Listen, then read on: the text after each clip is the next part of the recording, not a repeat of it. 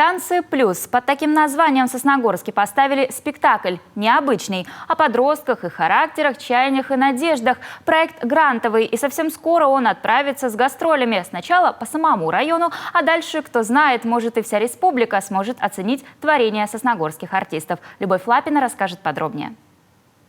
Подростки, их характеры, их чаяния и надежды – все это собрал спектакль «Танцы плюс». Пьеса Олжаса Жайнадарова «Зеркало современной молодежи». Именно поэтому она была выбрана режиссером Натальей Тацкой. Я хочу сказать, что задач, конечно, было много, но основную задачу они выполнили на 150%.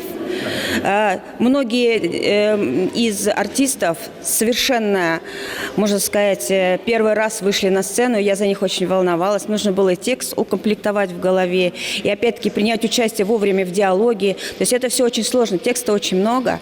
Вот. И по действию, то есть они все сделали. Единственное, что они немножко торопились, потому что, видно, так сконцентрировались и хотели быстренько все хорошо выдать, что немножко темп у нас был увеличен в спектакле. Действие разворачивается на занятиях танцами. Объявление о смерти одной из участниц буквально обнажает все острые углы этого коллектива. Хороший или плохой была апрель? Что о ней подумают и почему к ней так относятся? Господи! Господи! Самоубийство! Она не могла! Так, ну что, продолжаем занятие? Дура, какое занятие? Человек умер, понимаешь? И что? Не в танцуем воскресенье, как ты можешь? Больно надо, ты ее просто ненавидишь. Кончился апрель, начался май.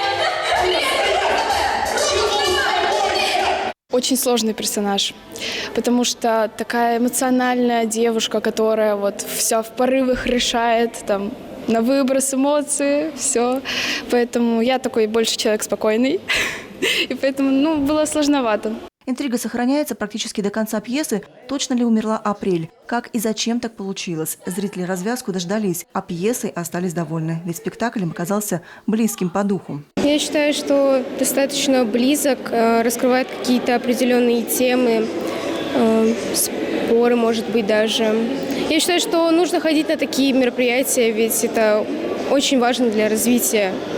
И показать, как со стороны выглядит наше, порой, как нам кажется, обычное решение. Мне больше всего понравился персонаж Зизу, потому что она хотя бы высказывала свое мнение, и она не боялась его высказывать. Мне очень понравился этот спектакль.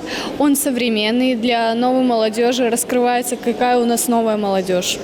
«Танцы плюс» – это один из этапов грантового проекта «Театр плюс», который призван восстановить связи между среднеспециальным общим образованием и культурой. Студенты, школьники и работающая молодежь, встретиться все они могут или на театральной площадке, или в зрительном зале.